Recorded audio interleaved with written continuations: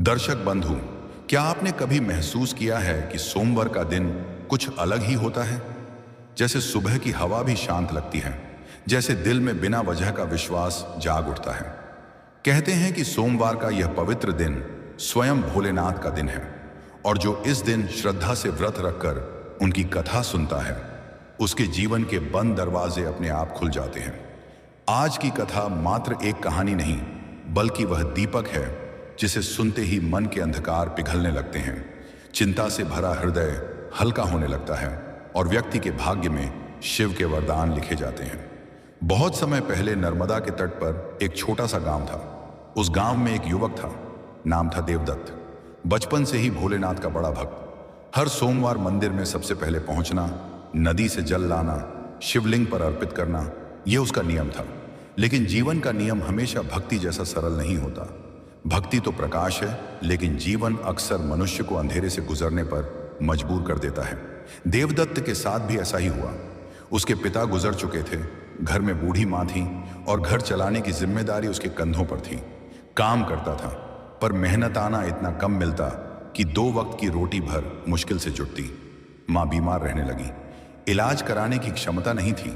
गांव वाले कहते कर्म खराब है, कोई ग्रह दोष है, कुछ कहते कि शायद पूर्व जन्म का परिणाम है।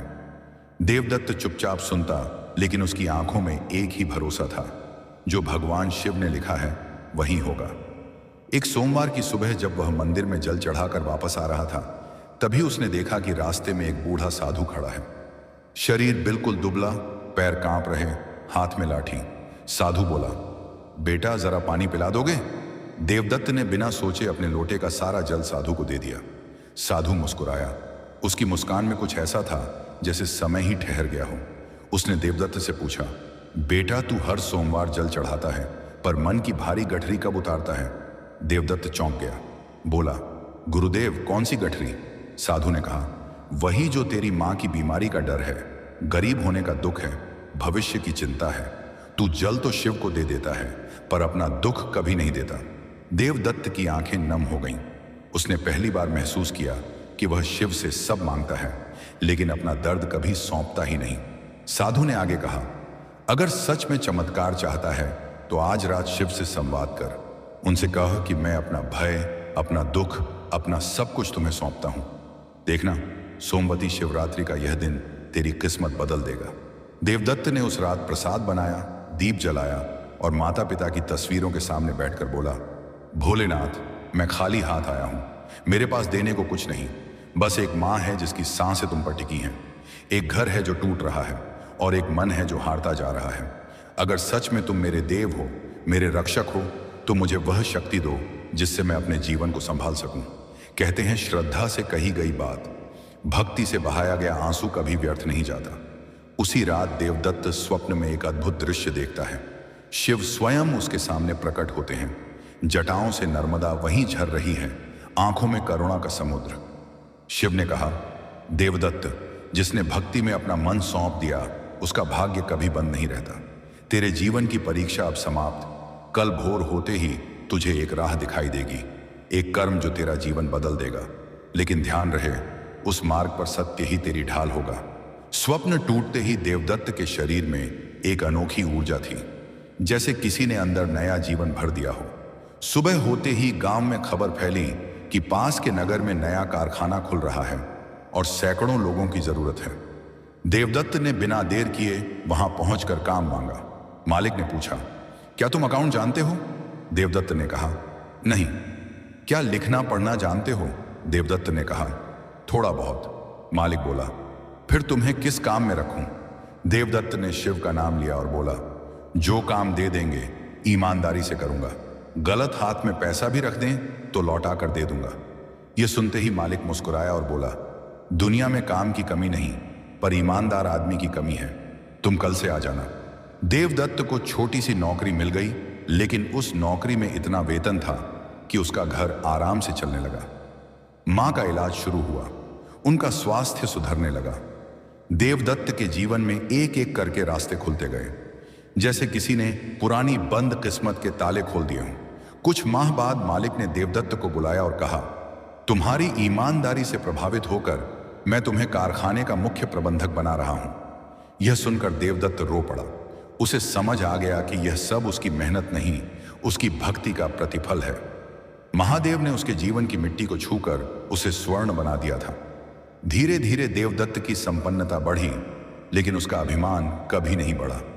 वह हर सोमवार व्रत रखता, शिव मंदिर जाता और गरीबों को भोजन करवाता। उसके जीवन की हर सफलता उसकी नहीं, बल्कि शिव की कृपा कहलाती। कहते हैं कि जिसने सोमवार के व्रत में शिव को मन से पुकारा, उसके जीवन में कभी दरिद्रता नहीं रहती। देवदत्त इसका जीता जागता प्रमाण था। उसकी मां पूरी तरह स्वस्थ हुई, उसके घर में सुख शांति का दीपक जल उठा और लोग कहते, ये लड़का तो शिव का वरदान है। दर्शक बंधु, सोमवार के दिन इस कथा को श्रद्धा से सुनने मात्र से भी शिव कृपा घर घर में उतरती है, क्योंकि यह कथा सिखाती है शिव को फूलों से अधिक, शब्दों से अधिक, भक्ति से अधिक प्रिय है एक सच्चा मन। यदि आप भी जीवन के अंधेरे से प्रकाश की ओर बढ़ना चाहते हैं तो सोमवार का व्रत श्रद्धा से कीजिए, शिवलिंग पर शीतल जल चढ़ाइए और यह कथा पूरी सुनिए। भोलेनाथ कभी किसी का हाथ खाली नहीं लौटाते। हर हर महादेव। देवदत्त के जीवन में जैसे सभी रास्ते खुल चुके थे, लेकिन एक बात उसके मन में हमेशा घूमती रहती थी। उस साधु का वह वाक्य, जिस दिन तू अपना भय मुझे सौंप देगा, उसी दिन तेरी किस्मत करवट लेगी। देवदत्त को अक्सर लगता था कि वह साधु साधारण मनुष्य नहीं था। जो शब्द उसने कहे थे वे किसी दिव्य शक्ति के संकेत थे। कई बार रात को वह छत पर बैठकर सोचता, आखिर वह साधु अचानक आया कैसे और गायब कैसे हो गया। गांव के कई बुजुर्ग कहते, बेटा वह कोई साधु नहीं, स्वयं महादेव का दूत था। लेकिन देवदत्त को लगता था, नहीं, शायद वो खुद महादेव ही थे, बस परीक्षा लेने आए थे। एक दिन देवदत्त अपने नए काम से लौट रहा था। रास्ते में उसे वही स्थान मिला जहां उसने पहली बार उस साधु को देखा था। वह पल भर वहीं खड़ा हो गया। ठंडी हवा बह रही थी, पेड़ों की पत्तियां खड़क रही थीं, दूर नर्मदा की धारा की आवाज सुनाई दे रही थी। उस वातावरण में एक अजीब सी पवित्रता थी। देवदत्ता ने आंख बंद कर महादेव को प्रणाम किया और मन ही मन बोला, हे शिव, अगर वह साधु वास्तव में आप थे तो कृपा करके मुझे फिर एक संकेत दें। मैं जानना चाहता हूं कि मेरा मार्ग सही है या नहीं। जैसे ही उसने यह प्रार्थना मन में कही, अचानक हवा का एक तेज झोंका उठा, पेड़ हिले और एक पत्ते उसके पैरों के पास आकर गिरा। देवदत्त ने पत्ता उठाया। उस पर चंदन की हल्की सी सुगंध थी, वही सुगंध जो शिव मंदिर में होती थी। देवदत्त के आंसू बह निकले। उसे समझ आ गया कि महादेव ने उसकी पुकार सुन ली है। धीरे धीरे समय बीतने लगा, लेकिन जहां प्रकाश होता है वहां अंधकार की भी परीक्षा होती है। देवदत्त की यह परीक्षा भी आने वाली थी। कारखाने में सब उसे ईमानदारी से जानते थे, पर कुछ लोग उसकी बढ़ती तरक्की से जलने लगे। खासकर भानुमित्र नाम का एक कर्मचारी, जो हमेशा चाहता था कि वह प्रबंधक बने। वह मन ही मन भाग्य को दोष देता और सोचता, यह गांव का लड़का कहां से आ गया, मेरी जगह ले गया। उसकी ईर्ष्या बढ़ती गई और उसने देवदत्त को बदनाम करने की साजिश रची। एक दिन भानुमित्र ने चोरी छुपे गोदाम से कुछ सामान बाहर निकलवाया और उसे इस तरह रखा कि देखने में लगे जैसे देवदत्त की अनुमति से यह सब हुआ है। अगले दिन मालिक को पता चला कि कारखाने का सामान चोरी होकर बाहर बेचा गया है। मालिक ने तुरंत बैठक बुलाई। सब कर्मचारी इकट्ठे हो गए। मालिक गुस्से में बोला, जिसने भी यह किया है वह सामने आ जाए। इस कारखाने पर मेरी नजरें कठोर हैं। भानुमित्र ने सिर झुकाकर कहा, सर, यह सब देवदत्त के कहने पर हुआ है। यह सुनकर सब चौंक गए। देवदत्त स्तब्ध रह गया। उसने कभी ऐसा पाप सोचा भी नहीं था। उसके भीतर तूफान उठ गया। पूरे कारखाने की नजरें उसी पर आ गईं। मालिक ने उससे पूछा, देवदत्त, क्या यह सच है? देवदत्त के चेहरे पर शांति थी, वही शांति जो सच्चाई के साथ होती है। उसने धीरे से कहा, सर, मैं झूठ बोल सकता हूं, पर महादेव के सामने नहीं। मैंने कुछ नहीं किया। लेकिन आसपास खड़े लोग मन ही मन शक करने लगे। भानुमित्र ने जोर से कहा, सर, मैंने अपनी आंखों से देखा है। जरूरत हो तो मैं गवाह भी लाऊं। मालिक क्रोध में बोला, जब तक इसका सच सामने नहीं आता, देवदत्त को काम से निलंबित किया जाता है। देवदत्त के लिए यह फैसला किसी वज्रपात से कम नहीं था। उसकी मां की दवाई रुक जाएगी, घर का खर्च रुक जाएगा, सारी जिम्मेदारी ढह जाएगी। वह भारी मन से कारखाने से बाहर निकला। रास्ते में बारिश शुरू हो गई। बूंद बूंद जैसे उसकी आत्मा तक गिर रही थी। वह नर्मदा तट पर जा बैठा, वहीं जहां उसे वह साधु मिला था। उसने रोते हुए कहा, हे भोलेनाथ, मैंने हर कदम सत्य पर रखा, किसी का धन नहीं छुआ, किसी को धोखा नहीं दिया, किसी के साथ अन्याय नहीं किया, फिर भी मेरे साथ इतना बड़ा अन्याय क्यों? मैंने आपका नाम लिया, व्रत किया, कथा सुनी, फिर भी मेरे जीवन में यह तूफान क्यों? अचानक आकाश में बिजली चमकी, बादल गरजे, नर्मदा की लहरें तेज हो गईं, हवा शीतल हो गई। देवदत्त ने आंखें पोंछकर ऊपर देखा। सामने एक प्रकाश सा फैलने लगा। चमक के भीतर से धीरे धीरे एक आकृति उभरने लगी। वही सरल चेहरा, वही चंदन की रेखाएं, वही शांत नेत्र, वह साधु। देवदत्त पल भर में उठ खड़ा हुआ। साधु ने कहा, देवदत्त, सत्य की राह पर चलने वाले की परीक्षा देर से होती है, लेकिन फल तुरंत मिलता है। यह तूफान तुझे गिराने नहीं, तुझे ऊंचा उठाने आया है। देवदत्त कांपती आवाज में बोला, गुरुदेव, पर मैं क्या करूं? मेरे हाथ से नौकरी चली गई। साधु मुस्कुराए, जिसे शिव का सहारा हो उसे दुनिया की नौकरी का भय क्यों? कल प्रातः जब सूर्य उगेगा, सत्य का उजाला भी तेरे जीवन में उगेगा। बस एक बात याद रख, क्रोध मत करना, बदला मत लेना, सत्य खुद तेरा शस्त्र बनेगा। अगले दिन कारखाने में उथल पुथल मची हुई थी। मालिक को कुछ गुप्त दस्तावेज मिले थे, जिन्हें देखकर उसकी आंखें फटी की फटी रह गईं। भानुमित्र ने चोरी के सामान को बेचने के लिए कुछ रसीदें बनाई थीं, जिन्हें उसने नष्ट नहीं किया था। मालिक को सारे प्रमाण मिल गए और उसे समझ आ गया कि देवदत्त निर्दोष है। मालिक तुरंत देवदत्त के घर पहुंचा। देवदत्त मां के पास बैठा था। दरवाजे पर मालिक को देख वह चौंक गया। मालिक ने बिना कुछ कहे देवदत्त के पैरों में गिरकर कहा, मुझे माफ कर देना बेटे, मैंने तुम्हारे साथ बहुत बड़ा अन्याय किया। तुम तो इस कारखाने के सबसे ईमानदार आदमी थे। आज से नहीं, अभी से तुम कारखाने के मुख्य अधिकारी हो। और मुझे एक बात और समझ आ गई, ईमानदारी एक पेड़ है, जिसे चाहे जितना काटो वह और हरा होता है। देवदत्त के आंखों में आंसू थे, पर इस बार दुख के नहीं, आभार के आंसू। जहां सत्य चलता है वहां महादेव स्वयं मार्ग बनाते हैं। दर्शक बंधु, सोमवार व्रत की यह पावन कथा यही सिखाती है, जिसके जीवन में सत्य हो, भक्ति हो और शिव का नाम हो, उसके सामने कोई बाधा अधिक समय टिक नहीं सकती। देवदत्त के जीवन की यह सबसे बड़ी जीत थी, लेकिन उसे अब भी भीतर कहीं अनुभव होता था कि यह सिर्फ शुरुआत है। महादेव जब किसी मनुष्य का हाथ पकड़ते हैं तो केवल संकट से निकालते ही नहीं, बल्कि उस मनुष्य को उसकी आत्मा के असली सामर्थ्य तक पहुंचाते हैं। देवदत्त को समझ आने लगा था कि उसका सफर केवल कारखाने में नौकरी तक सीमित नहीं है, बल्कि उसकी आत्मा को कुछ बड़ा करने की प्रेरणा दी जा रही है। फिर भी वह शांत भाव से काम करने लगा। उसकी ईमानदारी और विनम्रता से कामगार उससे प्रेम करने लगे। जो पहले उसका मजाक उड़ाते थे, अब सम्मान से उसका नाम लेते थे। लेकिन भानुमित्र, जो कारखाने से निकाला जा चुका था, उसने मन ही मन प्रतिशोध की आग जला रखी थी। वह सोचता था कि देवदत्त ने उसे बर्बाद किया है, जबकि सच यह था कि उसके ही कर्मों ने उसका पतन किया था। जब मनुष्य अपने अपराध का दोष दूसरों पर डालने लगता है, तब भीतर का अंधकार उसे पूर्णतः निगल लेता है। यही भानुमित्र के साथ हुआ। वह रात रात भर बैठकर योजनाएं बना रहा था कि देवदत्त को कैसे गिराया जाए। कुछ लोग कहते थे कि वह किसी तांत्रिक के पास भी गया था, जो उसे गलत दिशा में ले गया। उसने अपने भीतर की नैतिकता को मिटा दिया और बदले की आग में पूरी तरह जलने लगा। उधर देवदत्त अपनी मां की सेवा करता रहा और महादेव के चरणों में अपना मन स्थिर रखता रहा। हर सोमवार व्रत रखता, शिवलिंग पर जल चढ़ाता और मन ही मन एक ही प्रार्थना करता, हे महादेव, मुझे शक्ति दो कि मैं सत्य के मार्ग पर कभी न डगमगाऊं। और प्रतिदिन उसकी आत्मा और अधिक शांत होती जा रही थी। उसके चेहरे पर एक दिव्य चमक आ गई थी। गांव के लोग कहते थे कि देवदत्त जब मंदिर में दीपक जलाता है तो लगता है कि स्वयं शिवजी उसके पीछे खड़े हैं। धीरे धीरे कारखाने का विस्तार बढ़ने लगा। मालिक बुजुर्ग था और उसने प्रबंधक का पूरा अधिकार देवदत्त को दे दिया।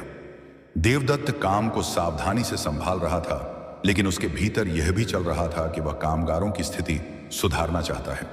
उसने मजदूरों के वेतन बढ़ाने का प्रस्ताव रखा, उनके लिए चिकित्सा सहायता की व्यवस्था करवाई, सुरक्षा उपकरण बढ़ाए। पूरे कारखाने में जैसे नई ऊर्जा आ गई थी। लोग उसे केवल अधिकारी नहीं, एक संरक्षक की तरह देखते थे। परंतु जितनी तरक्की होती जाती, भानुमित्र की नफरत उतनी ही बढ़ती जा रही थी। एक दिन जब देवदत्त रात को कारखाने की जांच करने जा रहा था, अचानक उसे पीछे से किसी ने पत्थर मारा। वह गिर पड़ा। कुछ लोग भागते देखे गए, लेकिन उसकी चेतना धुंधली होने लगी। वह जमीन पर गिरा हुआ था और उसे ऐसा लगा जैसे शरीर पूरी तरह सुन्न हो गया हो। तभी एक नीली आभा उसके सामने फैलने लगी। वह वही साधु थे। साधु ने उसके घायल सिर पर हाथ रखा और बोला, डर मत, यह घाव तेरी परीक्षा का हिस्सा है। शरीर घायल हो सकता है, आत्मा नहीं। देवदत्त की सांसें शांत हो गईं। उसके भीतर दर्द की जगह शक्ति भरने लगी। साधु बोले, जो सत्य को धक्का देने आएगा वही स्वयं धकेल कर गिर जाएगा। बस तू अपना कर्तव्य करता जा। अगले ही पल साधु अदृश्य हो गए और उसी समय कारखाने के 2 कर्मचारी वहां आ पहुंचे। वे देवदत्त को उठाकर घर ले गए। डॉक्टर बुलाया गया। उसकी मां रोती रही, बेटा कौन तेरा दुश्मन है? देवदत्त ने बस एक वाक्य कहा, मां, जिसका हृदय अंधकार से भरा हो वही दूसरों को चोट पहुंचाता है।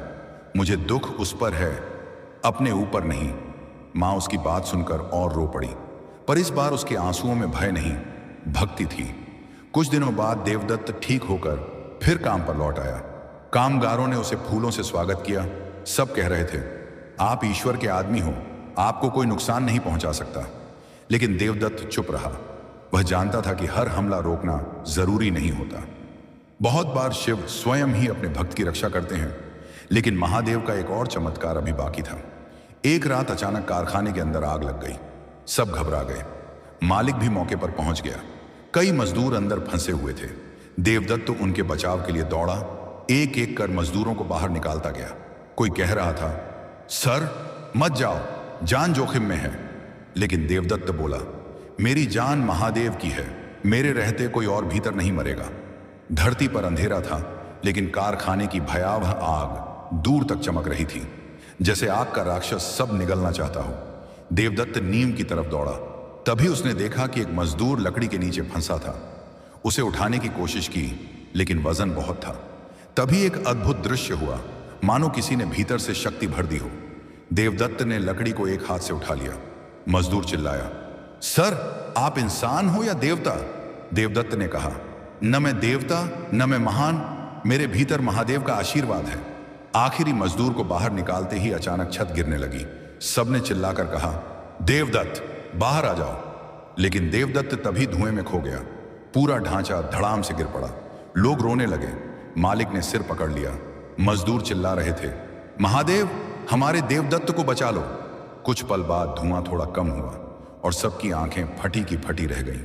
गिरा हुआ ढांचा धीरे धीरे सरक रहा था, मानो कोई उसे धक्का दे रहा हो। और अगले ही पल देवदत्त बाहर आया। उसके चारों तरफ नीली रोशनी सी तैर रही थी। उसके माथे पर राख थी और आंखों में शिव की ज्योति। लोग घुटनों पर गिर पड़े। किसी ने कहा, यह जीवित कैसे निकला? किसी ने कहा, इसके ऊपर तो पूरी छत गिरी थी, यह कैसे बच गया? देवदत्त चुपचाप आकाश की ओर देख रहा था। हवा में हल्की सी गूंज सुनाई दी। कोई और नहीं, महादेव का मंत्र, एयोम नमः शिवाय। जैसे स्वयं शिव उस धुएं में खड़े हों। अब गांव के सभी लोग देवदत्त को शिव भक्त ही नहीं, शिव पुत्र मानने लगे थे। उसकी ख्याति आसपास के गांवों में फैल गई। लोग उसके घर आकर आशीर्वाद मांगने लगे। लेकिन देवदत्त विनम्र था। वह हमेशा यही कहता, बचाने वाला मैं नहीं, महादेव हैं, मैं तो केवल उनका साधन हूं। इस बीच भानुमित्र ने जब यह सुना कि देवदत्त आग में बच गया और गांव के लोग उसे भगवान जैसा मान रहे हैं, तो उसका हृदय और काला हो गया। उसने कहा, यह असंभव है, कोई इंसान इतनी बड़ी आग से कैसे बच सकता है? जरूर कोई चाल होगी। उसने निश्चय किया कि वह खुद जाकर देखेगा। और जब वह देवदत्त के सामने आया, उसकी आंखें फटी रह गईं। देवदत्त के चेहरे पर जो तेज था, वह किसी मानव का तेज नहीं लग रहा था। भानुमित्र का गला सूख गया। उसके भीतर एक अजीब भय पैदा होने लगा। उसे ऐसा लगा मानो कोई उसकी आत्मा देख रहा हो।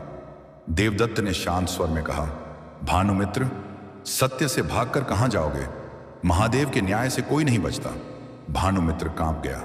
उसने कुछ कहना चाहा, लेकिन शब्द गले में ही अटक गए। उस रात भानुमित्र को नींद नहीं आई। सपने में वह आग, वह छत का गिरना और देवदत्त का नीली रोशनी में बाहर आना सब देखता रहा। सुबह होते ही वह देवदत्त के घर गया और उसके चरणों में गिरकर रोने लगा। मुझे माफ कर दो, मैं गलत था। मैं तुम्हारा सर्वनाश करना चाहता था, लेकिन महादेव ने मुझे दिखा दिया कि मैं कितना छोटा हूं। देवदत्त ने उसे उठाया और कहा, Bhanumitra, forgiveness is the real victory. जो गलती मान ले वह आधा विजयी हो जाता है। और उसी क्षण भानुमित्र के भीतर भी परिवर्तन की शुरुआत हो गई। दर्शक बंधुओं, यही है सोमवार व्रत की अद्भुत शक्ति। जो व्यक्ति सत्य, भक्ति और शिव नाम का पालन करता है, महादेव स्वयं उसके जीवन को संकट से निकालकर प्रकाश की ओर ले जाते हैं। भानुमित्र का हृदय उस क्षण जैसे वर्षों का बोझ एक साथ छोड़ रहा था। वह रो रहा था, कांप रहा था, और उसके भीतर से एक ऐसी पीड़ा निकल रही थी जो वर्षों से सड़ती हुई गहराई में कैद थी। देवदत्त ने उसे उठाया, उसकी पीठ थपथपाई और शांत स्वर में कहा कि जो व्यक्ति अपनी गलती स्वीकार कर ले, उसका आधा उद्धार उसी क्षण से प्रारंभ हो जाता है। भानुमित्र ने सिर झुकाकर कहा कि मैं खुद को कभी माफ नहीं कर पाऊंगा, लेकिन तुमने मुझे माफ कर दिया। यही मेरे लिए सबसे बड़ा वरदान है। देवदत्त ने मुस्कुराते हुए ऊपर आसमान की ओर देखा और कहा कि माफ करने वाला मैं नहीं, महादेव हैं। वे जिस आत्मा को परिवर्तन के योग्य समझते हैं, उसे वह स्वयं बदल देते हैं। भानुमित्र की आंखें भीग गईं। उसने देवदत्त के सामने प्रण किया कि अब वह सच्चाई और मेहनत के बल पर जीवन जिएगा, दूसरों का अहित नहीं करेगा। देवदत्त ने उसे सहारा देकर घर के बाहर बैठाया और जल पिलाया। कुछ देर बाद भानुमित्र चुपचाप वहां से चला गया, लेकिन उसके भीतर जन्मी भक्ति की लौ बुझने वाली नहीं थी। उधर देवदत्त का जीवन नई दिशा में बढ़ रहा था। कारखाने को पुनः बनवाने का जिम्मा उसे ही सौंपा गया। लोग कहने लगे कि अब यह जगह पहले से ज्यादा फले फूलेगी, क्योंकि जिस स्थान का नेतृत्व एक शिव भक्त करे, वहां विनाश नहीं, उन्नति ही होती है। कुछ ही महीनों में कारखाना नए रूप में खड़ा हो गया। कामगारों की खुशी का ठिकाना नहीं था। वे देवदत्त को गुरु समान मानने लगे थे, क्योंकि उसने न केवल उन्हें मौत के मुंह से निकाला था, बल्कि उनकी जिंदगी बेहतर बनाने की हर कोशिश करता था। गांव में भी उसका आदर बढ़ गया। लोग कहते थे कि देवदत्त के घर के आंगन में शिव स्वयं वास करते हैं। लेकिन महादेव की कथा वहीं समाप्त नहीं होती। जब भक्त का भाग्य उदय होने लगता है, तब उसकी परीक्षा और भी कठोर होती है। देवदत्त की परीक्षा अभी बाकी थी। एक दिन खबर आई कि आसपास के जंगल में एक खतरनाक डाकू गिरोह सक्रिय हो गया है। वे घरों को लूटते और कारखानों में चोरी करते। गांव में भय फैल गया। लोग मंदिर में इकट्ठे होकर देवदत्त से कहने लगे कि कृपया आप ही कुछ कीजिए, हमें विश्वास है महादेव ने आपको चुनकर भेजा है। देवदत्त ने कहा कि मैं अकेला क्या कर सकता हूं। लोग बोले, आपके साथ पूरा गांव है, बस आप हमें मार्ग दिखाइए। देवदत्त ने रात भर महादेव का ध्यान लगाया। उसके मन में दो आवाजें उठ रही थीं। एक कहती, तू साधारण इंसान है, डाकुओं से कैसे लड़ेगा? और दूसरी कहती, जब भक्त महादेव का नाम लेकर आगे बढ़े तो महादेव स्वयं उसके साथ चलते हैं। अंततः दूसरी आवाज प्रबल हुई। देवदत्त ने आंखें खोली और उसके चेहरे पर वही दिव्य तेज उभर आया। वह उठा, भ्रुकुटी तानी और बोला, अगर गांव खतरे में है तो मैं महादेव की शपथ लेकर कहता हूं, एक भी निर्दोष को चोट नहीं आएगी। अगले दिन गांव के लोग इकट्ठा हुए। देवदत्त ने कहा कि हमें हथियारों की आवश्यकता नहीं, बस एक सामूहिक संकल्प चाहिए। हर व्यक्ति अपनी शक्ति के अनुसार तैयार हो जाए। महिलाएं मंदिर में दीप प्रज्वलित कर शिव तांडव स्तोत्र का पाठ करें। पुरुष गांव की सीमा पर पहरा दें। बच्चे घरों में सुरक्षित रहें। पूरा गांव एक ही धुन में जुट गया। उस रात्रि डाकू गांव में घुसे। अंधेरा बहुत था, लेकिन वातावरण में एक अनजानी रोशनी तैर रही थी, जैसे कोई देव शक्ति गांव की रक्षा कर रही हो। डाकुओं ने सोचा कि गांव में तो बिल्कुल सन्नाटा है, आसानी से लूट हो जाएगी। लेकिन जैसे ही पहला डाकू कदम रखता है, देवदत्त पेड़ की ओट से निकलकर उसके सामने खड़ा हो गया। उसके हाथ में न हथियार था न ढाल, लेकिन चेहरे पर ऐसा तेज था कि डाकू पीछे हट गया। डाकुओं का सरदार बोला, कौन है तू? अपनी जान की कीमत जानता है या नहीं? देवदत्त ने शांत स्वर में कहा, मैं एक साधारण इंसान हूं, पर यह गांव मेरा परिवार है, और इस परिवार को चोट पहुंचाने वाला चाहे कितना भी बलवान हो, वह सत्य के आगे खड़ा नहीं रह सकता। डाकू हंसे, सिर्फ एक आदमी हमारा रास्ता रोकेगा? देवदत्त ने उत्तर दिया, मैं एक हूं पर अकेला नहीं, महादेव मेरे साथ हैं। यह सुनकर डाकू भड़क उठे। वे तलवारें लेकर देवदत्त पर टूट पड़े। लेकिन तभी एक चमत्कार हुआ। जैसे हवा में किसी ने शिव मंत्र फूंक दिया हो, AUM, नमः शिवाय। अचानक डाकुओं को लगा कि उनके हाथ भारी हो गए हैं, तलवारें कांपने लगी हैं। एक प्रकाश सी किरण देवदत्त के पीछे प्रकट हुई। कोई उसे देख नहीं पा रहा था, लेकिन महसूस कर रहा था कि कोई देव शक्ति उसका मार्गदर्शन कर रही है। डाकू हमला करते रहे, लेकिन जैसे किसी अदृश्य शक्ति ने हर प्रहार को रोक लिया। देवदत्त ने एक भी वार नहीं किया, फिर भी एक एक करके डाकू भय से गिरते गए। किसी को आंखों के सामने धुएं की लपटें दिखीं, किसी को सरपेंट की फुफकार सुनाई दी, किसी को लगा कि कोई विशाल त्रिशूल उनके पीछे खड़ा है। सरदार के हाथ से तलवार छूट गई। वह घुटनों पर गिर गया और कांपते हुए बोला, तू मनुष्य नहीं, तू खुद शिव का दूत है। हमें माफ कर दो, हम गांव छोड़ देंगे, कभी इधर कदम नहीं रखेंगे। देवदत्त ने कहा, मैं नहीं, महादेव तुम्हें क्षमा करें, पर वचन दो, आगे कभी किसी दुर्बल पर अत्याचार नहीं करोगे। सरदार रोते हुए बोला, मैं वचन देता हूं। आज हमने जाना कि चोरी करना वीरता नहीं बल्कि कायरता है। हमने जाना कि भय दिखाकर कमाया धन कभी सुख नहीं देता। हमने आज जाना कि सत्य का तेज सबसे बड़ा हथियार है। डाकू वहां से भाग निकले। गांव में सुबह होते ही उत्सव का दृश्य था। लोग देवदत्त के घर के बाहर इकट्ठा हुए। किसी ने उसके चरण छुए, किसी ने माथा टेक दिया, लेकिन देवदत्त ने कहा, मेरे आगे मत झुको। मेरे भीतर जो भी शक्ति है वह महादेव की है, मैं केवल माध्यम हूं, कर्ता महादेव हैं। कुछ दिनों बाद गांव में सुख शांति लौट आई। लोग समृद्ध होने लगे, फसलें अच्छी होने लगीं, कारखाना इतनी तरक्की करने लगा कि आसपास के शहरों के लोग भी यहां काम मांगने आने लगे। देवदत्त की मां उसकी प्रगति देखकर गर्व से भर उठती। एक दिन मां ने कहा, बेटा इतना सब कैसे कर पाते हो? देवदत्त मुस्कुराकर बोला, मां, जब किसी को संसार छोड़ देता है तब महादेव थाम लेते हैं, लेकिन असली चमत्कार अभी होना बाकी था। एक दिन गांव में भयंकर सूखा पड़ा। पेड़ सूख गए, नदियां सूख गईं, कुएं खाली हो गए। गांव में हाहाकार मच गया। लोग देवदत्त के पास आए और बोले, आप ही हमारी आशा हो, आप शिव भक्त हो, कुछ कीजिए। देवदत्त ने कहा, मैं कोशिश करूंगा, पर चमत्कार कराना मेरे हाथ में नहीं। चमत्कार तब होता है जब भक्त की आस्था सत्य हो। उस रात वह अकेला शिवालय गया। प्रचंड हवा चल रही थी, चांद बादलों में छुप रहा था। देवदत्त ने धूप जलाई, दीपक रखा और शिवलिंग पर जल चढ़ाया। उसने आंखें बंद कर लीं और मन ही मन बोला, हे महादेव, मैं नहीं चाहता कि लोग मुझे देवता समझें। मैं बस चाहता हूं कि मेरे गांव के लोग भूखे न मरें। यदि मेरी भक्ति में सच्चाई है तो कृपा करें। अचानक शिवालय की घंटियां जोर जोर से बजने लगीं। बिजली सी चमकी, बादलों के बीच से ओम का कंपन सुनाई दिया। पूरा आकाश गूंज उठा और फिर तेज बारिश होने लगी।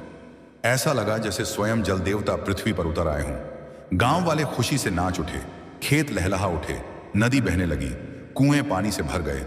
लोग चिल्ला उठे, हर हर महादेव। अगली सुबह गांव के बुजुर्ग ने कहा, देवदत्त, आज से हम तुम्हें गांव का संरक्षक घोषित करते हैं। देवदत्त ने सिर झुकाया और कहा, मुझे नहीं, महादेव को संरक्षक मानिए, मैं तो केवल उनका सेवक हूं। दर्शक बंधुओं, यही है सोमवार व्रत की अद्भुत शक्ति। जिस घर में सोमवार को शिव कथा होती है, उस घर से रोग, दोष, अभाव, कलह सब दूर हो जाते हैं और वहां बसता है शिव का आश्रय, शिव का प्रेम और शिव का अनंत आशीर्वाद। देवदत्त के जीवन में मानो एक नया अध्याय खुल चुका था।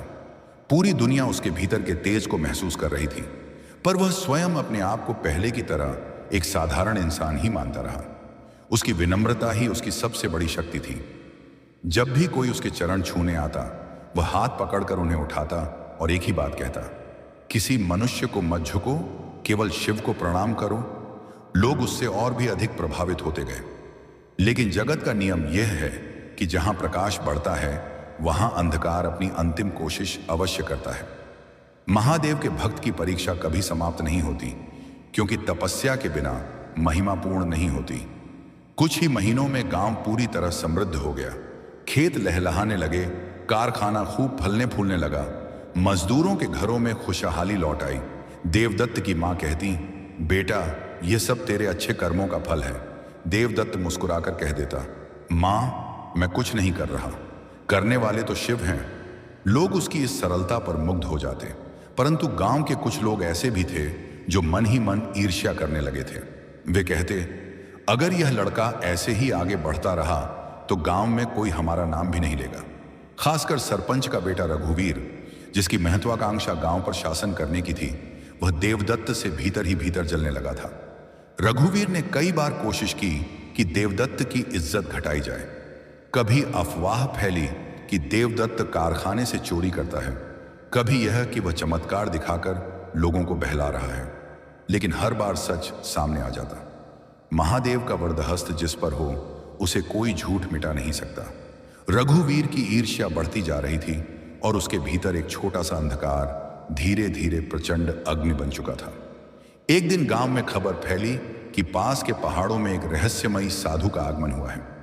लोग कहने लगे कि वह भविष्य वक्ता है, किसी के भी जीवन का भविष्य बता देता है। कोई कहता वह मन की बात जान लेता है, कोई कहता वह सिद्ध है, महादेव का दूत है। रघुवीर को तुरंत एक अवसर दिखाई दिया। उसने सोचा यदि उस साधु के माध्यम से वह देवदत्त की प्रतिष्ठा गिरा दे तो गांव वाले फिर से उसके अधीन हो जाएंगे। रघुवीर उस साधु के पास गया। साधु की आंखें बहुत तेज थीं, लेकिन वह हंस नहीं रहा था, जैसे उसकी दृष्टि इंसानों के भीतर छिपी हर भावना को भांप लेती हो। रघुवीर ने कहा, महाराज, मैं गांव का नेता हूं, पर एक युवक देवदत्त मेरे मार्ग में बाधा बन रहा है। सब लोग उसे भगवान जैसा मानने लगे हैं। क्या आप उसका भविष्य बता सकते हैं? साधु ने धीमी आवाज में कहा, जिसे महादेव उठाते हैं उसे कोई गिरा नहीं सकता, पर जिसे मनुष्य की ईर्ष्या गिराती है उसे फिर कोई उठा नहीं सकता। अपने हृदय की शत्रुता को पहले मिटा। रघुवीर तिलमिला उठा। आप कहना क्या चाहते हैं कि मैं गलत हूं?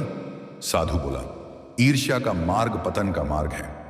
रघुवीर क्रोधित होकर चला गया, पर भीतर आग और भड़क गई। इधर देवदत्त की मां अचानक बीमार पड़ गई। उनका शरीर कमजोर हो गया, बिस्तर से उठना भी मुश्किल हो गया। डॉक्टर बुलाया गया। उसने कहा, यह बीमारी अचानक नहीं आई, कई वर्षों से धीरे धीरे बढ़ रही थी। इन्हें विश्राम चाहिए। देवदत्त का हृदय टूट गया। मां ही उसका संसार थी। उसने मां के सिर में तेल लगाया, उन्हें खीर बनाकर खिलाई। रात भर उनके पास बैठा रहा। मां की आंखों में चिंता थी। उन्होंने कहा, बेटा, तू अपनी सेवा छोड़कर मेरे पास मत बैठ। गांव को तेरी जरूरत है, कारखाना भी तेरे बिना कैसे चलेगा? देवदत्त ने कहा, मां, महादेव ने मुझे तुम्हारी सेवा के लिए बनाया है, यह मेरा कर्तव्य है। उस रात देवदत्त ने मां के पैरों पर हाथ रखकर प्रार्थना की, महादेव, आप मेरे जीवन के स्वामी हैं, पर मां मेरे जीवन की धड़कन है। यदि मेरी भक्ति में सच्चाई है तो मां को जल्दी स्वस्थ कर दो। और जैसे ही उसने आंखें बंद की, हवा शांत हो गई। दिया एकदम स्थिर हो गया, जैसे कोई दिव्य उपस्थिति कमरे में आ चुकी हो। तभी मां की सांसें नियमित होने लगीं। चेहरा शांति से भर गया। देवदत्त ने देखा मां गहरी नींद में जा चुकी थी। अगले दिन वह पहले से बेहतर थी। डॉक्टर ने कहा, यह तो चमत्कार है, रात भर में ऐसी सुधार दुर्लभ है। देवदत्त जानता था कि यह चमत्कार महादेव का है, परंतु यह चमत्कार रघुवीर को पसंद नहीं आया। उसकी ईर्ष्या अब विष बन चुकी थी। उसने गांव के कुछ कमजोर मन वालों को अपनी तरफ मिला लिया। उसने कहा, देवदत्त जादू करता है, गांव को अपने वश में कर रहा है। हमें उसे रोकना होगा, वरना गांव उसका भक्त बन जाएगा। लोग डर गए। कुछ बोले, सचमुच अगर वह इतना शक्तिशाली है तो हमें हानि भी पहुंचा सकता है। रघुवीर ने कहा, आज रात गांव की चौपाल में सभा होगी, हम सब मिलकर उसका सच उजागर करेंगे। उधर देवदत्त को इस षड्यंत्र की भनक भी नहीं थी। वह तो मंदिर में बेलपत्र चढ़ा रहा था।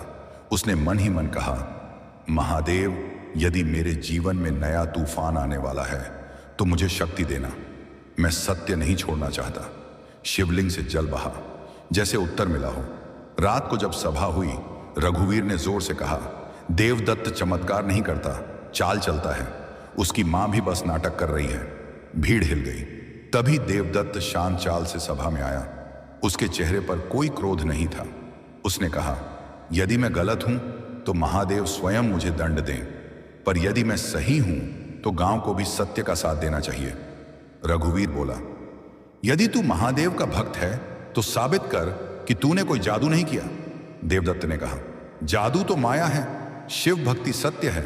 मैं कुछ साबित नहीं करूंगा, सत्य को सबूत नहीं चाहिए। यह सुनकर रघुवीर आगबूला हो गया। तो तू स्वीकार करता है कि तू छलिया है? और उसने देवदत्त को धक्का दे दिया। देवदत्त गिर पड़ा। लोग चौंक गए। तभी हवा में एक अजीब सी गूंज उठी। सभा के पीछे खड़ा नीम का पेड़ जोर से हिलने लगा, जबकि हवा बिल्कुल नहीं चल रही थी।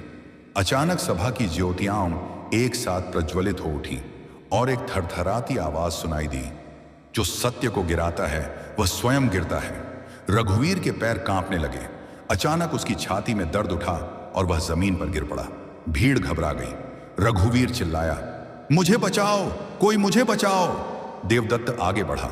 उसने रघुवीर का सिर अपने घुटने पर रखा और कहा, डर मत, मैं तेरा शत्रु नहीं हूं। शत्रु तो तेरी ईर्ष्या थी। रघुवीर की आंखों से आंसू बहने लगे। देवदत्त, मुझे माफ कर दे। मुझे नहीं पता था कि सत्य इतना शक्तिशाली होता है। देवदत्त ने उसका हाथ पकड़कर कहा, शिव का मार्ग माफी का मार्ग है। सच मान ले, बस यही उपचार है। अचानक रघुवीर स्थिर होने लगा। सांसें शांत हो गईं। भीड़ स्तब्ध थी। किसी बुजुर्ग ने कहा, यह चमत्कार नहीं, यह शिव की न्याय शक्ति है। पूरी सभा देवदत्त के सामने नहीं, बल्कि उस दिशा में झुक गई जहां देवदत्त की आंखें उठी थीं, आकाश की ओर। रघुवीर उस दिन सुधर गया। अगले दिन उसने गांव में घोषणा की, आज से मैं देवदत्त का विरोध नहीं, उसका साथी बनूंगा। मैं शिव की शपथ लेकर कहता हूं कि इस गांव की रक्षा करूंगा। देवदत्त के जीवन में यह नया मोड़ था। गांव संगठित हो गया। लोग एक दूसरे के साथ जुड़े रहने लगे, परंतु महादेव की कृपा वहां रुकने वाली नहीं थी। कुछ महीनों बाद गांव में एक बहुत बड़ा उत्सव आयोजित किया गया। शिवरात्रि का दिन था। पूरे गांव ने मिलकर भव्य पूजा की। देवदत्त को मुख्य आचार्य घोषित किया गया। रात भर भजन, कीर्तन और मंत्र गूंजते रहे। रात के अंतिम प्रहर में देवदत्त ध्यान में बैठा। उसने देखा कि सामने वही दिव्य साधु खड़ा था। साधु बोला, तेरे कर्म पूरे नहीं हुए। महादेव ने तुझे बड़े कार्य के लिए चुना है। बहुत जल्द तू अपने जीवन का असली उद्देश्य जान जाएगा। देवदत्त बोला, गुरुदेव, मुझे क्या करना होगा? साधु ने कहा, जब समय आएगा दिशा स्वयं प्रकट होगी। और वह अदृश्य हो गया। उसके बाद से देवदत्त को स्वप्न में एक विशाल शिवलिंग दिखाई देने लगा, जो किसी पर्वत की चोटी पर था। ऐसा लगता जैसे कोई उसे बुला रहा हो। उसके भीतर एक अनजानी आहट जाग उठी, और यही आहट उसके आगे के जीवन का सबसे बड़ा रहस्य बनेगी। देवदत्त कई रातों से एक ही स्वप्न देख रहा था। किसी ऊंचे पर्वत की चोटी पर एक विराट शिवलिंग खड़ा है। हवा में गूंज रहा है वही एक मंत्र, एयूएम नमः शिवाय। पर्वत की चोटी पर दिव्य प्रकाश फैल रहा था, मानो स्वयं कैलाश पृथ्वी पर उतर आया हो। देवदत्त समझ नहीं पा रहा था कि यह स्वप्न मात्र कल्पना है या किसी दिव्य संदेश का संकेत। हर स्वप्न में वह शिवलिंग के निकट पहुंचने की कोशिश करता, लेकिन जैसे वह कुछ दूरी बचती, तेज प्रकाश उसकी आंखों को ढक लेता और वह जाग जाता। उसकी सांसें तेज चलने लगती। माँ कहती, बेटा क्या हुआ?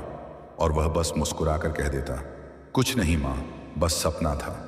लेकिन उसके हृदय में यह सपना साधारण नहीं लग रहा था। उस साधु की बातें भी उसे याद आने लगीं।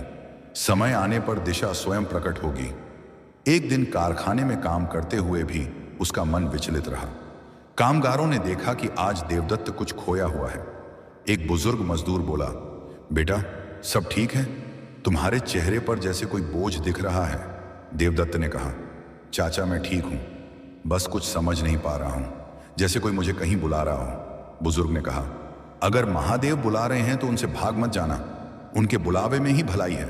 देवदत्त उनकी बात सुनकर शांत हो गया, परंतु मन का झंझावात रुकने वाला नहीं था। उस रात फिर वही सपना आया, लेकिन इस बार कुछ नया हुआ। जैसे ही वह शिवलिंग के पास पहुंचा, आवाज आई, देवदत्त उठ, तेरी यात्रा प्रारंभ हो चुकी है। देवदत्त हड़बड़ाकर जागा। उसका हृदय तेजी से धड़क रहा था। कमरे में चारों ओर शांति थी, पर वातावरण में एक अनजानी सुगंध फैली हुई थी। जनेऊ हल्का सा हिल रहा था। दीपक की लौ बिल्कुल स्थिर थी। ऐसा लग रहा था मानो कोई अदृश्य शक्ति कमरे में उपस्थित हो। मां गहरी नींद में थी। देवदत्त उठा, बाहर आंगन में गया और आकाश की ओर देखा। आकाश तारों से भरा था, पर उसे ऐसा लगा कि एक तारा बाकी तारों की तुलना में अधिक चमक रहा है, जैसे उसे संकेत दे रहा हो। अगले दिन उसने गांव के पंडित से पूछा, पंडित जी, किसी स्वप्न का बार बार आना क्या संकेत होता है? पंडित ने ध्यान मग्न होकर कहा, यदि स्वप्न 3 बार दिखाई दे तो वह मन का भ्रम हो सकता है। पर यदि स्वप्न में दिव्य आह्वान हो तो वह संदेश अवश्य है। शिवलिंग का स्वप्न अत्यंत शुभ है। यह संकेत है कि महादेव तुझे किसी बड़ी यात्रा पर भेजना चाहते हैं। देवदत्त हक्का बक्का रह गया। किस यात्रा पर? पंडित ने उत्तर दिया, जिसे तू अभी नहीं जानता, पर महादेव जान रहे हैं। तू बस अपना मन निर्मल रख। देवदत्त के भीतर के प्रश्न और गहरे होते गए। क्या किसी यात्रा पर जाना सही होगा? मां की देखभाल कौन करेगा? कारखाने की जिम्मेदारी? गांव के लोग? क्या वह सब छोड़ पाएगा? लेकिन जब भक्त को स्वयं महादेव बुलाते हैं तो वह संसार के बंधनों को छोड़कर ही बढ़ता है। परंतु देवदत्त अभी अपने भीतर यह साहस नहीं जुटा पा रहा था। वह स्वीकार करना चाहता था कि यह दिव्य बुलावा है, लेकिन मन उसे रोक रहा था। एक सप्ताह बाद गांव में एक अजीब घटना घटी। गांव के निकट जंगल में एक अज्ञात साधु प्रकट हुए।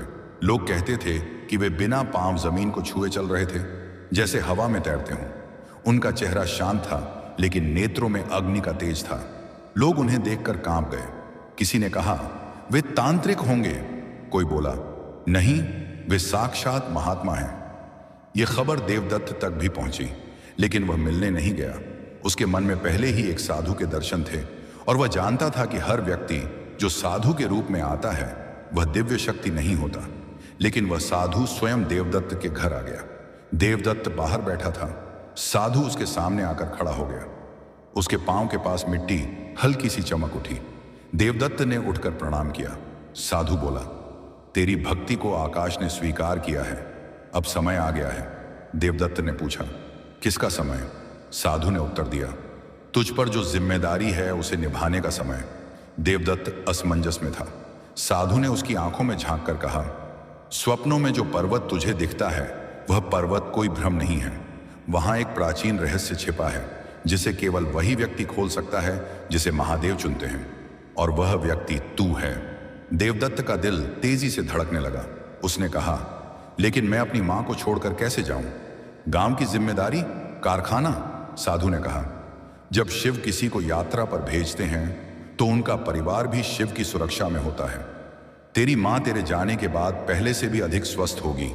गांव भी सुरक्षित रहेगा, कारखाना भी चलेगा, क्योंकि तू यदि यहां रहा तो गांव आगे नहीं बढ़ेगा।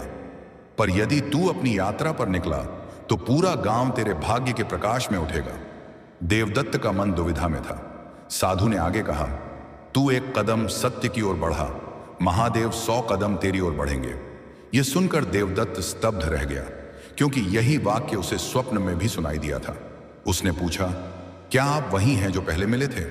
साधु मुस्कुराया, रूप बदल जाते हैं पर शक्ति नहीं बदलती। महादेव अपने भक्त के लिए अनेक रूप धारण करते हैं। साधु ने कहा, यात्रा का समय पूर्णिमा की रात होगी। जब चांद आकाश में पूर्ण होगा तब तुझे पूर्व दिशा की ओर चलना है। वहां एक पथ मिलेगा जिसके पत्थरों पर शिव त्रिशूल की आकृति बनी होगी। वही तेरे मार्ग का प्रथम संकेत होगा। इतना कहकर साधु जैसे धुएं में बदलकर गायब हो गया। देवदत्त हक्का बक्का रह गया। वह समझ नहीं पा रहा था कि यह मृग तृष्णा है या वास्तविकता, लेकिन उसके भीतर एक आवाज साफ कह रही थी, अब पीछे मत मुड़ना। उस रात उसने मां को सारी बात बताई। मां की आंखों में एक पल के लिए भय आया, मगर तुरंत शांत हो गया। उन्होंने देवदत्त के बाल सहलाए और कहा, बेटा, जब भगवान बुलाते हैं तो कोई रोक नहीं सकता। जा, मैं तुझे रोकूंगी नहीं।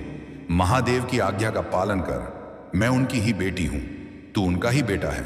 मेरी चिंता मत कर। देवदत्त मां के चरणों में बैठकर रो पड़ा। वह मां को छोड़ना नहीं चाहता था, लेकिन मां ने कहा, बेटा, संसार का हर रिश्ता एक दिन छूट जाएगा, परंतु ईश्वर का रिश्ता कभी नहीं टूटता। यदि तू इस यात्रा पर नहीं गया तो कभी नहीं जान पाएगा कि तुझे जन्म क्यों दिया गया। अगली सुबह उसने कारखाने के मालिक को भी बता दिया। मालिक मुस्कुराए और बोले, बेटा, तू जिस शक्ति के मार्ग पर चल रहा है वह तुझे बड़े कर्मों की ओर ले जाएगी। मैं कारखाना संभाल लूंगा। तेरी कमी महसूस होगी, लेकिन तेरी यात्रा गांव के लिए शुभ होगी। गांव के लोग भी एकत्र हुए। किसी ने कहा, आपके बिना गांव कैसे चलेगा? देवदत्त बोला, मेरे बिना भी गांव चलेगा, लेकिन महादेव की आज्ञा का पालन न करूं तो मेरा जीवन नहीं चलेगा। पूर्णिमा आने में अभी 5 दिन थे। इन 5 दिनों में देवदत्त ने सिर्फ 2 काम किए, मां की सेवा और शिव की आराधना। उसने कारखाने की बही खातें सही की, गांव के बच्चों को शिक्षा दी, मंदिर साफ किया और रात को नर्मदा किनारे बैठकर ध्यान करता रहा। हर रात स्वप्न में शिवलिंग और अधिक स्पष्ट होता जा रहा था। अंततः वह रात आ गई जिसका उसे इंतजार था। पूर्णिमा का चांद आकाश में दूध जैसा चमक रहा था। हवा शांत थी। गांव के लोग दूर से उसे विदा करने आए। मां ने उसके माथे पर तिलक लगाया। देवदत्त ने उनकी चरण वंदना की और फिर उसने पूर्व दिशा की ओर कदम बढ़ाए। जैसे ही वह गांव की सीमा पर पहुंचा, रास्ता स्वयं प्रकट होने लगा। पत्थरों पर हल्की सी चमक उभर आई, जैसे उन पर त्रिशूल का चिन्ह स्वाभाविक रूप से उभर रहा हो। देवदत्त ने पहला कदम रखा और उसी क्षण हवा में एक कंपन उठा। एयूएम नमः शिवाय, और उसकी दिव्य यात्रा प्रारंभ हो गई। अकेले, बिना किसी साथी के, बिना किसी मानचित्र के, केवल अपने विश्वास और महादेव के आह्वान के सहारे। देवदत्त को नहीं पता था कि यह यात्रा उसके जीवन को कैसे बदल देगी। उसे यह भी नहीं पता था कि इस यात्रा में उसे कौन कौन सी अद्भुत घटनाएं देखने को मिलेंगी। लेकिन एक बात निश्चित थी, अब वह साधारण मनुष्य नहीं रहा। वह शिव शक्ति के मार्ग का साधक बन चुका था। और उसकी यह यात्रा केवल एक यात्रा नहीं, बल्कि पूरे गांव के भाग्य को बदलने वाली थी। क्योंकि जो भक्त कैलाश की पुकार सुन लेता है, उसका लौटना साधारण नहीं होता। देवदत्त ने जैसे ही गांव की सीमा पार की, उसे ऐसा लगा मानो उसके पैरों के नीचे की मिट्टी स्वयं उसे मार्ग दिखा रही हो। पूर्णिमा का चांद जैसे उसकी राह में दीपक बन गया था। रात शांत थी, लेकिन उस शांति के भीतर एक संगीत गूंज रहा था। कोई आवाज नहीं, पर एक कंपन जो हृदय को छू जाए। वह अकेला था, हाथ में कोई लाठी नहीं, पास में कोई भोजन नहीं, पर मन में शिव का स्थिर विश्वास था। उसके हर कदम के साथ हवा हल्की सी ठंडी होकर बहती और ऐसा लगता मानो कोई अदृश्य शक्ति उसके कंधे पर हाथ रखकर चल रही हो। कुछ ही दूरी पर जंगल प्रारंभ हुआ।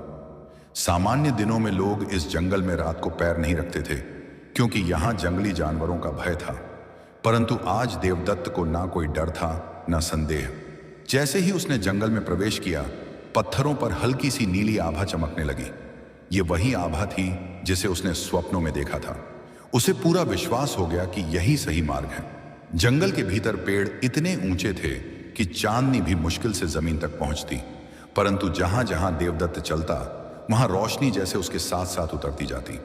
पक्षी जो रात में कभी आवाज नहीं करते, आज उनकी आंखें चमक रही थीं, मानो वे भी उसके भीतर की दिव्यता को पहचान रहे हों। हवा में शिव मंत्र का एक अनकहा स्पंदन था, कभी धीमा, कभी गूंजता हुआ। कुछ मील चलने के बाद देवदत्त थक गया। उसके पैरों में दर्द होने लगा, पर वह रुका नहीं। तभी उसकी दृष्टि एक विशाल वृक्ष पर पड़ी, जिसके नीचे एक पत्थर की चबूतरी बनी थी। उस पर एक पुराना शिवलिंग था। काई जमी थी, पर उसकी दिव्यता कम नहीं हुई थी। शिवलिंग के सामने मिट्टी पर कुछ ताजे फूल गिरे थे। देवदत्त चौंक गया। इस सुनसान जंगल में कोई पूजा करने आया होगा, या किसी दिव्य शक्ति ने फूल स्वयं अर्पित किए होंगे। उसने प्रणाम किया और बैठ गया। उसकी आंखें बंद होते ही एक आवाज आई, थक गया है, विश्राम कर, यात्रा अभी लंबी है। वह आवाज इतनी शांत, इतनी मधुर थी कि उसका हृदय हल्का हो गया।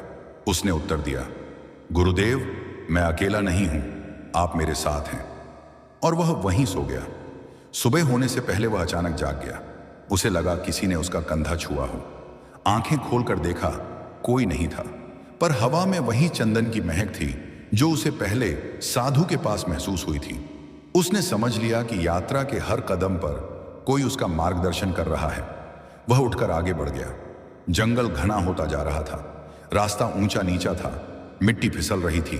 कई बार वह गिरते गिरते बचा, लेकिन उसके दिल में कोई डर नहीं था। वह चढ़ाई चढ़ रहा था कि अचानक उसे किसी के रोने की आवाज सुनाई दी, जैसे कोई बच्चा कहीं फंस गया हो। देवदत्त आवाज की दिशा में दौड़ा। उसने देखा कि एक छोटा लड़का पेड़ के ऊपर अटका हुआ है और नीचे एक बड़ा अजगर कुंडली मारे खड़ा है। लड़का डरा हुआ था, रो रहा था। देवदत्त का हृदय एक पल को ठहर गया। वह जानता था कि जंगल में अजगर अत्यंत खतरनाक होते हैं, पर उसने बिना सोचे लड़के से कहा, डर मत, मैं हूं। लड़का चिल्लाया, भैया मुझे बचा लो। पेड़ ऊंचा था, लेकिन देवदत्त तेजी से चढ़ने लगा। अजगर फुफकारने लगा और पेड़ की ओर सरकने लगा। देवदत्त का दिल तेज धड़क रहा था, पर वह ऊपर पहुंच गया और लड़के को अपनी पीठ पर लिटा लिया। नीचे अजगर अब पेड़ पर चढ़ने लगा था। देवदत्त ने ऊपर की डाल पकड़ी और नीचे छलांग लगा दी। 2